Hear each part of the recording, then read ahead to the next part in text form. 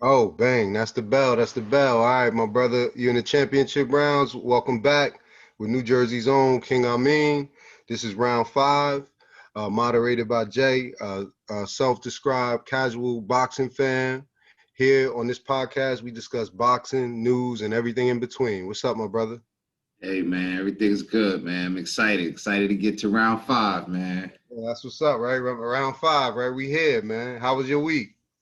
It was good, man. I think the weather wasn't, we out here in the East Coast, the weather wasn't too good, but it's just the rain, man. So anybody, looking to get outside, we missed that little bit of sunshine, but hope you got to walk. And even now it's no rain, so it's like 51 degrees. Go for a nice walk, get you some air, man. Yeah, man, definitely got to do that. It's crazy because I'm coming from up there too, but down I'm in Delaware Valley now, man. It's totally different down here.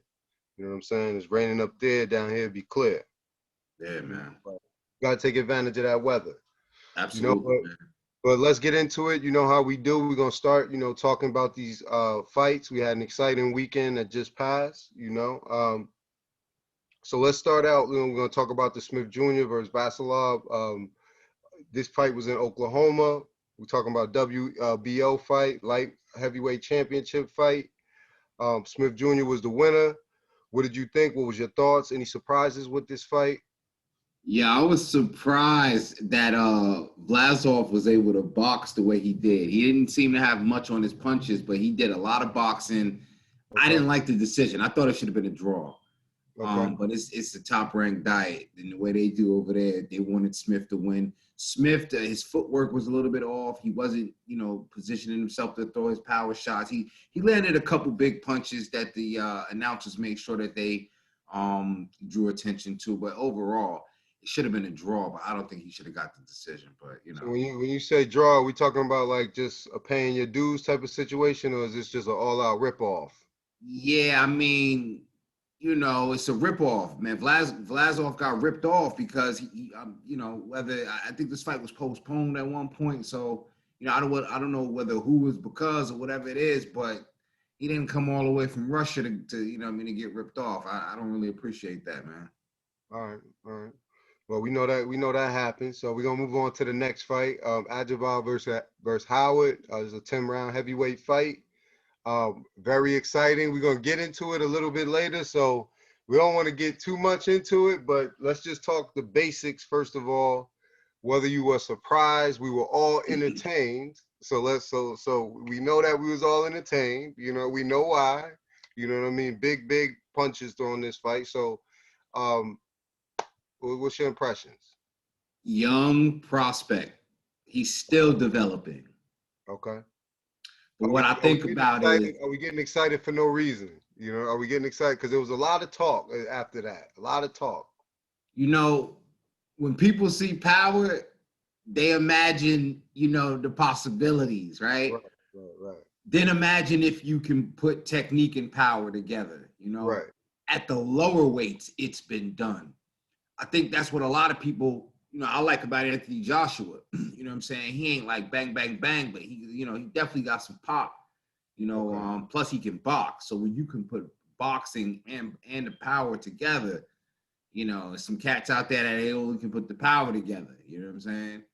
And then what if the power don't work? You know what I'm saying? So I think he's still in development, but what he's learning is, he's learning to box as though he's gonna go the rounds, but he's also learning the technique of how to deliver the power. If all that right. makes Let's sense. leave that. Let's leave that right there. Let's leave that because we're gonna go back. We're gonna go back. That was a very exciting fight. We're gonna go back to that in a little bit more depth, in a little bit. So let's move on to this 8-round heavyweight fight. Anderson versus Karpinsky. What was your thoughts? Any surprises, or were you entertained? Another showcase fight for the young heavyweight, and I don't know if Anderson, this is 10, 12 fight, but you know, heavyweight division's getting deep, man. I like to think of Jared Anderson, Efe Ajagba, and Tony Yoka from France. They're all kind of the same boat. These young athletic heavyweights, you know what I'm saying? That's out there punching. So, you know, I like Jared Anderson, and I was impressed with it because it was a body shot. you know, but then I'm like, he got to fight some more competition. So it's no surprise he was fighting underneath, you know, Efe like that.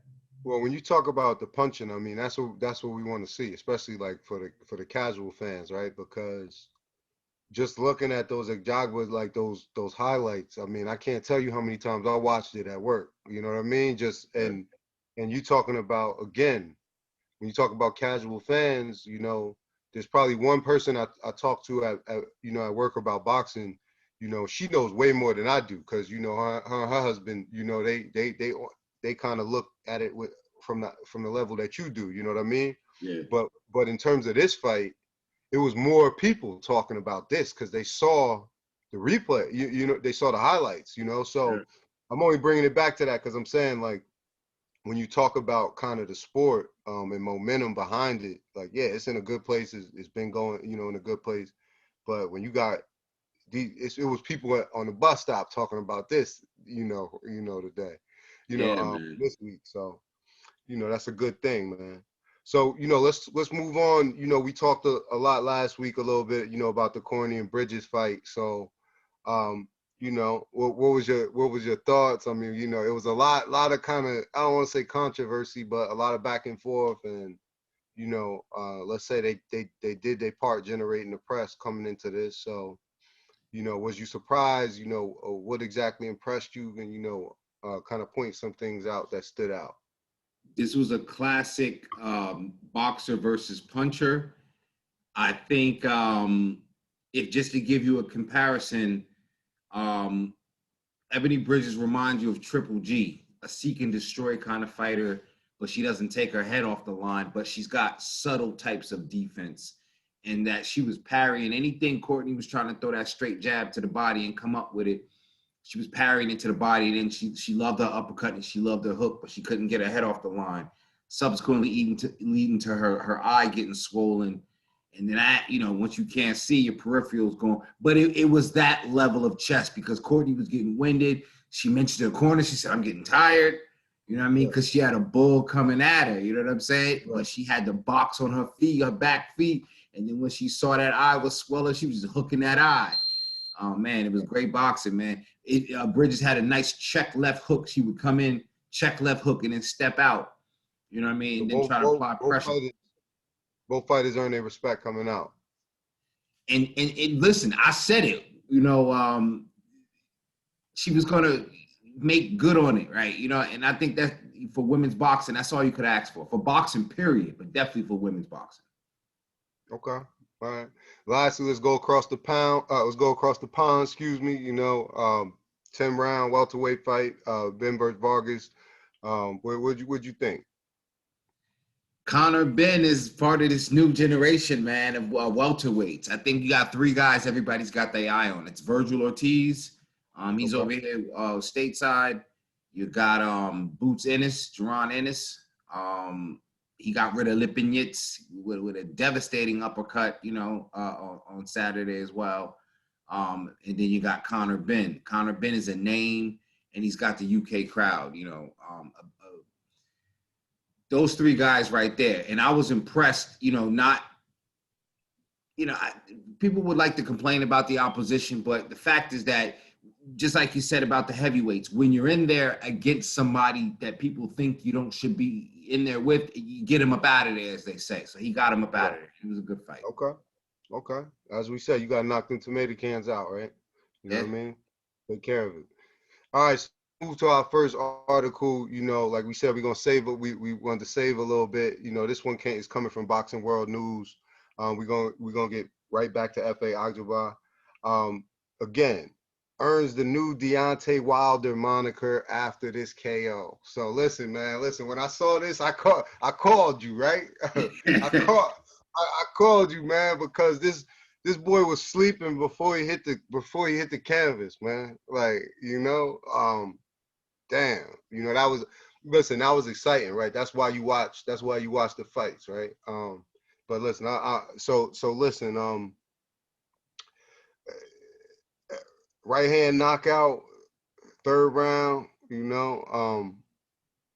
went down, man, went to sleep, man. What did you think, bro? Because I had to call you, man. What did you think? Now, I'm gonna tell you that statement in of itself is disrespectful to both of them. But Okay. Ajagba, and here's why. Deontay Wilder, he put a lot of dudes to sleep as well, right? Right. But virtually with no setup, no jab. So Okay. I give him credit for just basically just punching on folk, putting them down. So You know I what I'm saying? so like athleticism, basically. Athleticism, right? Now, and and that's why I say Ajagba, he ain't did that. He hasn't demonstrated that his power has that longevity that it's like that, right? So don't Right. disrespect Wilder's credibility in that. Again, I'm being objective. I got mixed opinions about other things, but when you talk about Ajagba, it's disrespectful to call him the new Wilder because he's got a jab. Right. He's going to set that power up. And that's what I was alluding to earlier when I say he's got time. He's anticipating going rounds. He's anticipating boxing and setting up hard shots and then going for the KO. He's not coming into the fight going for the KO. Right. I mean, in the article, he was kind of talking about, like his elbow positioning and kind of focusing on that during his training and his stamina, during his training. I kind of wanted to ask you one thing he was saying, and they were saying in the article was he was talking about he was using size 18 gloves while he was training. Yeah. So what do you think about that? Is that something like regular that heavyweights use or all fighters, or do you think it's something that, could have gave him an edge or is it just something that might have just worked for him? Well, I think he's looking to maximize his hand speed with that, Okay. because, you figure 18-ounce gloves. I mean, by the time you get to 16-ounce gloves, you're talking about 4 pounds. Right. And for some people, they, would say, hey, I use a 2-pound or 3-pound weight. Then depending on your size, you might not necessarily throw around a 4-pound weight. But, he's a big guy. So by the time you get to 18-ounce gloves, you're talking about, 5-6-pound weights, he's punching around in. That's got to be for hand speed, But, some people will tell you got to be careful with your joints. You know what I'm saying? You don't want to put too much weight and be pitching around too much weight. Be careful with your joints, but he's a big man. He can probably handle it. And, think about it. A heavyweight, with fast hands and that kind of power, because the power really comes from the speed and the accuracy of the punch.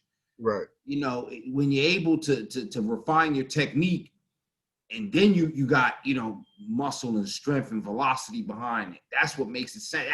That's why the man was unconscious and his legs went out first. So that was my next question. Like when they said, I know they're trying to get clicks. We all know that. It starts with the title, you know what I mean? So we don't read into that too much. But when they say, hardest punching heavyweight, is that why they're saying that? And is there any potential for that to be true? Definitely potential for it to be true. And I definitely cannot say he's the hardest punching heavyweight right now. I can't say that right now. He could be. He could be, but I'm sure Jared Anderson would beg to differ, and I'm sure Deontay Wilder would beg to differ, The key is, man, like, I think the question becomes, they're gonna say, well, when are these young guys ready to fight the top guys, the older guys, right? And I'm saying, like, you take a young guy like Daniel Dubois that took a loss to a guy like Joe Joyce, with somebody considered not a powerful fighter and whatever, but he beat Daniel Dubois, and I'm like, yo, I thought that was cool that the young guy took on a vet. Like, so how long do you keep, Efe down there before you say, I'm not saying throw him in there with Wilder now, but, right. Who's he going to fight, in order for us to discern whether or not he can reach that top level, whether his power will affect some of the best heavyweights and not just guys that are, coming in there, with a less than stellar record, if you will. Okay. All right, so we're gonna move to our next joint, man. This one is coming out of the ring. We talked a little bit about this behind the scenes. This is Liam versus Demetrius. It's a Saturday night, Florida WBO middleweight title. He's ranked number 8. 160 by the ring. So what do you think about that? Let's start with that before we kind of get into the actual fight. What do you think about that ranking number 8? At 160. Do you think that's accurate? What are your thoughts? Well, listen, first of all, let's talk about Demetrius Andrade or Demetrius Andrade. I think this guy, his fight schedule is so like unpredictable. As a fan, if you want to get behind him, it's hard to say because not only are you saying when is he fighting, you saying, well, who's he fighting, when? And I Okay. think he's pretty, a skilled fighter. He's crafty. He's a fighter. You know what I'm saying? He ain't a technical guy. They heard he got some pop, as Keith Thurman would say. You know what I mean? But he's a wild puncher. He's a wild puncher.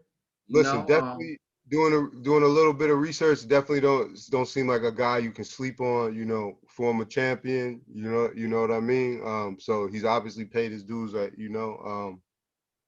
So I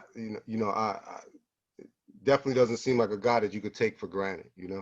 No, but here's this thing. When he's talking about you wanting a Canelo fight and you wanting this and that, like, I'm cool with that. But I'm like, you got to fight some guys that make us remember how good you are and why you might deserve that fight, And I would watch it just for shit. I'm a fan. Of course I'll watch Canelo versus Demetrius Andrade. But at the same time, I don't see that fight happening because he's got to beat somebody. Now, Liam Williams, I'm not saying he's going to walk through him, but if he walks through Liam Williams or beats him with any sort of impressive fashion, that'll make an impression, UK fighters always come with Liam Williams has name recognition. This will be a common opponent with Canelo. So this is a way to say, hey, you know what? I fought the same guys you fought, and this is what I did to him, so on and so forth. So, you got to get to it. So let's talk a little bit more. Let's talk a little bit more about Liam Williams. Obviously the article was focused on him. So, lost 2 consecutive fights, 2017, made some changes in terms of training, he's working with Dominic Engel now. So he's won 6 fights since. So what do you think? Like, do you think that, this is a kind of a show improve moment, or, what do you think is on the table for him with this fight? Man, I think Liam Williams, he's a fighter, but first of all, he has too many, as far as the UK, he's got too much domestic level opponents. Okay. Again, somebody's going to say, yo, Boo Boo ain't got no opponents either, but who he's fought, people are always going to know and understand that. I think you can give a little bit of an edge to stateside competition because a lot of them might have been international fighters. When you talk about the UK, in the domestic scene, these are all UK-based fighters, or they bring in a few guys from Spain. You know what I'm saying? Right. So, but you're talking about, United States, you got, the Russians, you got the Eastern Europeans, you got, all sorts of variations. You got the Cubans, if they can get in, you got Puerto Rican fighters, you got Dominican fighters making an impact. You know what I'm saying? You have more opportunity to face top tier international level competition, fighters that were big on an international level, amateur level. I say all that to say, I know it sounds like it's roundabout, but Liam Williams, he's a good fighter. It's a good opponent. His turnaround. You ain't that impressed. It sound good, but you ain't that impressed. I'm not sure what he could do, because if he come in there with a high guard,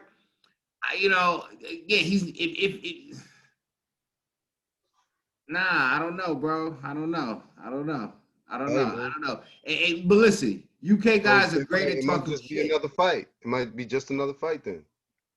Yeah, I'm trying to be as objective as I can. I'm really trying to be. I really don't see how Boo Boo loses this fight, but he loses if it goes 12 rounds still. Okay.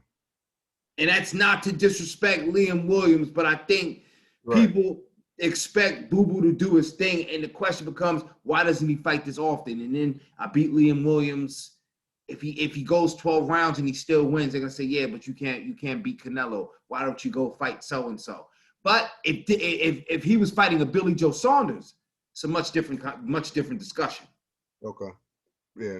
I mean, we talked a little bit about that. Right. Yeah, man. All right, no doubt. So we're gonna move a little bit kind of different level of competition, as we were talking about. So we're gonna move to the CBS article. Now listen, man, Jake Paul, we talked about him a couple times. He been in the news. He's fighting Ben Askren. They fighting in Atlanta. This is kind of, a kind of a change in terms of level of talent for him, right? He's coming up, fighting, former UFC guy, retired in 2009. So that's a while he's been out of the game. I don't know how old he is. You know what I mean? But again, he's not, obviously this is not, Nate Robinson. It's not him beating on Nate Robinson in the gym. Sure. You know what I mean? So, what do you think of it? Like, I mean, Jake Paul, obviously controversial, former Disney star, YouTuber, loudmouth, he's done a good job turning that hate into, dollars and views. So, what do you think of people wanting to see him kind of in with better competition?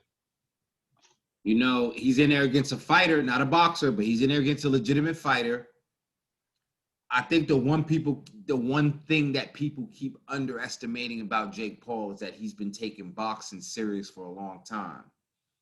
So it's just having the time investment and the advantage over anybody that he faces because he's no longer a novice. So as long as you continue to pick opponents that are at the novice level, even if this guy does MMA and wrestling and Brazilian Jiu-Jitsu, if he's never boxed, if he's never trained in that regard, you know what I'm saying? That's what, and I'm not saying it worries me because I don't have a horse in the race, but that's what makes it kind of seem like almost a trap for Askren, right? Because again, when you start doing a little bit, digging below the surface, even the people that analyze UFC and boxing is saying, well, we're not saying that Jake Paul got the edge, but Askren, he's really a mixed martial artist, and it's really like striking, with his feet and on the ground. You know what I mean? So you know what I mean? So honestly, who knows how much he's a boxing he's done. You know what I mean? Again, I don't know.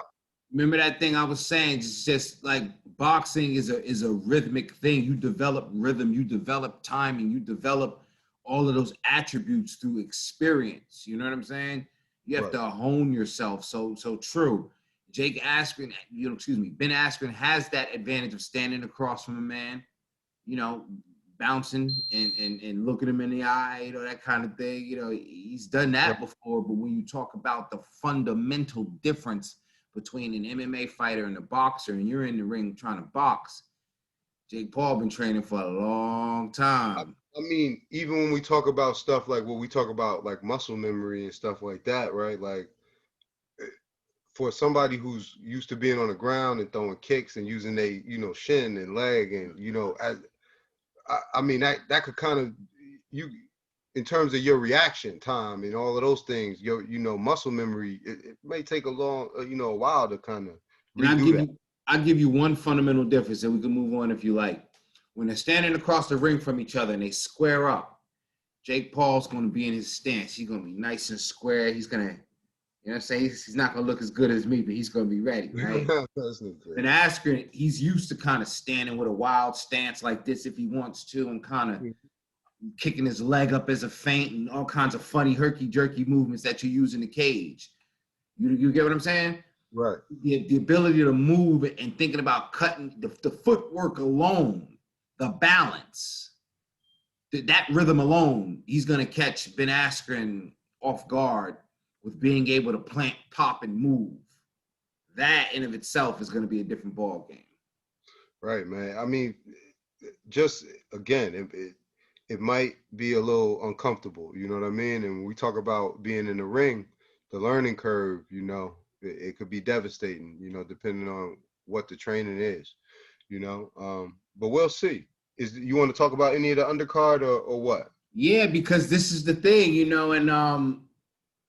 there's a lot of actual good fights on that undercard. So number one, you got Regis Prograis. I forgot who he's in there against, but he's a good 140 pounder. He only lost to Josh Taylor from the UK. So okay. Regis is definitely a good fighter. Matter of fact, this is his second bout back since that loss. So he was talking a lot of trash to Broner. He's looking to fight a Broner or somebody in that regard, man. I think he offered a fight to Tank Davis as well, even though he's at 140. So, He's one of Mark Wahlberg's buddies, so I think um, Listen, man, it seems like a lot of in the spirit of border wars, like you got a lot of like people that they kind of like to exercise, work out. Who knows? Maybe they're adrenaline junkies, but they want to get in there and mix it up. You know what I mean? Yeah. Well, It you shouldn't be. also Go ahead. you also have another kind of clash of styles with Steve Cunningham, because you mentioned border wars. He actually hosted one of the border wars in Pittsburgh. Oh wow. TVV, yeah. So he's Oh jumping wow. back in the ring against an MMA Oh, fighter, Frank Mir. like me. Again, you talk about a boxer versus a fighter. Frank Mir got squabbles, but I think even Brock Lesnar laced him with a hard lick. And again, Brock Lesnar is no pugilist at all. So you're talking Right. about the level of striking, you know what I'm saying, that he's been vanquished by. And then you talk about getting in there with a cruiserweight world champion, Steve Cunningham. I mean, listen, man. It's a Don't expect that one to be competitive at all. I could say that without disrespecting Frank Mir at all. Don't okay. expect that one to be competitive. Don't expect that one. And I think Steve Cunningham got grandkids. Don't expect that one to be competitive. He's gonna get Frank Mir up out of there if they don't stop it. We'll give him that work, huh? Man, listen.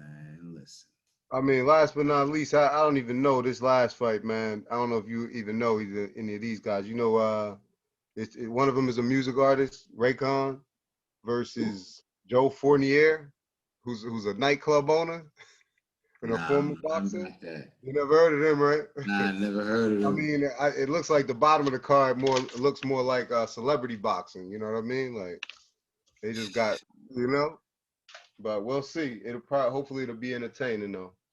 So we're gonna switch gears for a minute. Obviously on a more serious note, we're gonna kind of talk about the other side, of the industry. So, this Alex Saucedo article kind of came across my desk. It's a couple months old, but it's still obviously relevant and important. Forced to retire, from boxing at the age of 26. Due to brain bleeds, forced retirement, man. Just when I started reading this article, because he was talking to some of the analysts about his experiences. So that kind of made me kind of go back in and do a little research about what happened during the incident. And listen, man, just that fight, Tim Brown fight, they were saying 1,000 punches were estimated to be thrown. We were over 100 punches around, and they were saying that this fight kind of stood out because it seemed like headshots were kind of prominent. Yeah. Obviously, we know that this is part of the game, but it kind of brings us back to that warrior mentality, and the other side of it, right? Like what could happen, especially when we talk about the medical and the mental health kind of implications, when it goes bad. So, what did you think when you read this article? And I mean, I know you knew about it at the time. I'm just kind of learning about it. But so what did you kind of think about the situation at the time, in this article in particular? Man, I mean, those are some of those, and I watched that fight. You know what I'm saying? Right. Those are some of the moments where you watch it and you like, you don't know that that's going to be the outcome, but you know that boxing it's that inherent risk. You know what I'm saying? And you hate for it to be a young kid, but you're also happy that he's got the rest of his life, man. You know what I'm saying? At 26, he's got a lot of other things he can do. And I get it, passion, whatever, but nah, man, you got your faculties, because unfortunately, again, Pritchard Colon, another young fighter, his situation went a hell of a lot different. Pritchard Colon is, I think he was wheelchair bound at 23 years old. You know what I'm saying? So, it could go a lot of ways. We've lost fighters. You know what I'm saying? Rest in peace to Patrick Day. Rest in peace to Magnumov. Like, we've lost young fighters. So, you know what I'm saying? I'm not saying, how or what he should take it, but, you definitely have to understand that your higher power has given you an opportunity to understand there's other things out there for you, Right. And just, that fight didn't look like he took any more vicious blows. It just looked like he was not taking those punches good at all. Okay. You know what I'm saying? Like when in a fight you see people getting hit. I was just saying about Ebony Bridges not being able to keep her head off a line. Fighters like Triple G, they're known for getting or taking a certain, even if it's a jab, snapping their head back, but he just was not taking the punches in a way that seemed like it was, you know. Yeah, just to think And I about. mean, when we talk about like brain bleeds, just the seriousness, like in the moment, we just, Two brain whether bleeds, it's as man, in that simple as fight. right, like being at risk for seizures, and whether we talk about confusion or we talk about blurred vision, neck stiffness, all of these things, and then again, retiring at 26, the seriousness of the future implications, right, in terms of stroke risk, those type of things, and memory loss. Yeah. It's just, again, we know people, going box for the same reason why other people, do everything else that they love, right? But unfortunately, this is the other side of it. So again, we want to wish him the best. Absolutely. But definitely kind of wanted to talk about that. You know what I mean? So listen, like we always do, it's we about to go to school. We do the ABCs. You know what I mean? So today, we're gonna talk about basic defense. Some of the basics. We're not even gonna cover half of the basics, just a few points, and we'll pick up a few more each week. So just some things that I was, looking at in terms of just the basics of defense. What are some of the common mistakes that, regular people or amateurs or people that just learn and make? I was surprised to hear when they wrote no eye contact with your opponent, right? I would have thought, you're supposed to focus on, your opponent's either, I don't know, shoulder or gloves or something else, but that, you could speak on that, but no eye contact with your opponent, common mistakes, keeping your eyes closed, mouth open, getting into your defense either too early or too late, obviously stiff movement, and then not returning, to your boxing stance kind of after you get into your defense. So what did you think kind of there, those tips, in terms of common mistakes, agree, not agree, and then the no eye contact thing? What do you think about that? Well, first thing I gotta say is all of those things are the reason why you don't play boxing. Okay. Because none of that stuff you can refine, experience, understand unless you've been in front of somebody throwing punches. That's why sparring is such an integral part of training. Because Right. you have no clue of what it's like to get hit and then have to regain your composure, or the timing of the punches when they're coming. So, you mentioned the eye contact thing. Yeah, because when a fighter's throwing feints, you know what I'm saying? And you throw a little feint and he shuffle you, and then you watching his shoulders, you thought his shoulder, but if you watching his eyes, plus suppose you're watching him dead in his eyes and you say, yo, this guy blink when he throw punches, and you just jab him, hit him with a stiff jab every time he closes his eyes, or you just step, you know what I'm saying? You move because this guy's closing his eyes. But again, as you're doing that, it's punches coming. Right. And you're supposed to at least be, if you're smart, you got your guard up and you at least pulling your jab out to keep that range, and you looking in this guy's eyes and you like, yo, is this guy blinking, or is he looking at me dead in my eyes? Or this guy's serious. He looking like he trying to kill me on this motherfucker. So you definitely want to maintain your eye contact. Keeping mouthpiece is important. Even with the mouthpiece, you want to bite down on it. Yeah, but things that you have to experience in sparring, even controlled sparring. I'm not talking about hurting each other. But that's what sparring, and people get it confused. Sparring is not just punching on each other. Sparring is like focused things. Like you may just do body sparring, or you may say, yeah, Right. we doing footwork, we just doing inside work. So Right. Right. Because you could be working on footwork. You could be working on just on your distance. You could be working on a lot of things. Just one or absolutely, two things at a time. absolutely. All right. All right. So we're gonna go slow. So let's talk about a couple of basic defensive techniques. So let's first talk about the double arm cover. You know what I mean? So first let's Yeah. talk about how to do it. Just basically how do people do it? What and kind of what punches do it defend against? Well, the double arm cover is basically, what if you do it the wrong way and too often, that's what we referred to. I think we talked about the last week, that UK high guard, Oh, okay. right? Now, because I think when mostly if you're in a position and you're in your fighting stance, by the time you get to the double arm cover, you're kind of squared up. Okay. Because if you position and you got your angle, you got your lead leg in front of you, you can bring your hands up, hence the stay on the phone. Bring your hands up, and then it becomes a movement, a double arm cover right here. Mm-hmm. Right?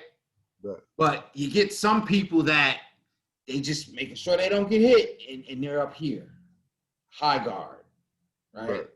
So you got to be careful with that double arm cover. And it's great defense, but it limits your visibility, right? Right. And I mean, that's what I was gonna ask. Like, seem like if you're doing that, it seemed like you're just gonna be getting hit or defending yourself because you don't seem like you could really have much offense from that, or have much effective offense from that, Absolutely. So it's really something that's why I say you don't really want to get caught doing it too much. You really just want to, because you might be squared up again, or you're not going to be able to do nothing back. So but if you catching hell and maybe you got to back up on the ropes, you know what I'm saying? Right. I mean, it very much seemed like a defensive, like getting your ass whooped kind of, just position, respectfully. I mean, Yeah. not. All right, so let's move on to the catch block. How does it look basically, and what do we kind of use it for? Catch block is high level defense. Okay. High level defense. Everybody's not ready for the catch block. Now, if you want to parry, a parry is simply, the punches are coming in and you kind of batting it down. But Okay. you're not swinging it wildly. You still got your elbow in form, and if you can catch it coming in, you bat it, like a drawbridge. Okay. Right? Now, that catch punch, Riddick Bowe has the best catch punch in boxing. Go back and watch Riddick Bowe. Because Riddick Bowe will come at you and you try to hit that jab and he put his glove. So he's catching your punch between his shoulder and his glove. And he's tucking his chin. Okay. And then he's going to roll it and step. So he's going to catch it and then pop his jab from underneath it. That's what made Riddick Bowe. Although he ducked Lennox Lewis, he had the best catch punch in the history to me. But it's a high level thing because you have to be moving. You're not going to be standing in front of anybody catching punches unless you don't think much of their offense. Putting on an exhibition, but it's something that you kind of keep a little lateral movement, and it's reflexes and technique because you're rolling your shoulder and you're catching it here, and then you're still popping off a jab. Gotcha. All right, so let's move on to the elbow block. What is it? How does it basically look like, and what kind of does it defend against?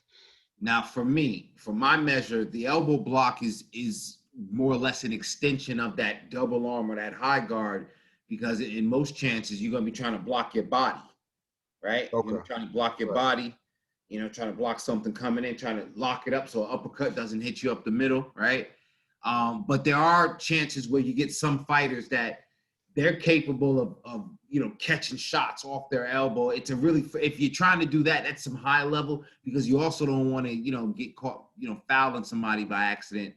But catching punches on your elbow is a high level thing, if you can pull it off. But really the elbows is really just an extension of that high guard. So sometimes you got to squat, and you can use your elbow as an extension to lock maybe your ribs, your kidney don't get hit. Stop that body from getting beat up. That's right. All right, so let's move on to lastly. Let's talk about the shoulder block. Briefly, what part of the body kind of is it used, and what does it defend against? There's a little bit of controversy, man, because some people are gonna say that the shoulder roll is what Mayweather invented and metamorphosized out of the Philly shell. The Philly shell is something that's been around for a while. Now, the Philly shell is all about, and I could be wrong, cats in Philly probably gonna grind me up for this, but that's y'all business. The Philly shell is really, one arm up, right? And then locking it in here, right? Now, Mayweather, his thing is, kind of the whole roll in his body. He can use his shoulder almost like he's, throwing up a guard. You know what I'm saying? Right. I think if you want to look at really the difference between the two, I think James Toney does more of a Philly shell. Okay. Mayweather does more of a shoulder roll. And there's a Okay. slight difference between the two, but there is a difference. It's McDonald's and McDowell's. All right, we're gonna leave it at that. All right, so listen, kind of before we wrap up for today, let's talk about some upcoming fights or some shout outs you want to give out to anybody. We always do that. So Yeah, man, we covered mostly everything except the Tony Harrison, Brian Perella card, Jersey fighters. Always find them, man. yeah, White Magic, Vito Malinecki Jr. He's on that card. He's gonna be putting in some work, so everybody go ahead and check him out. okay.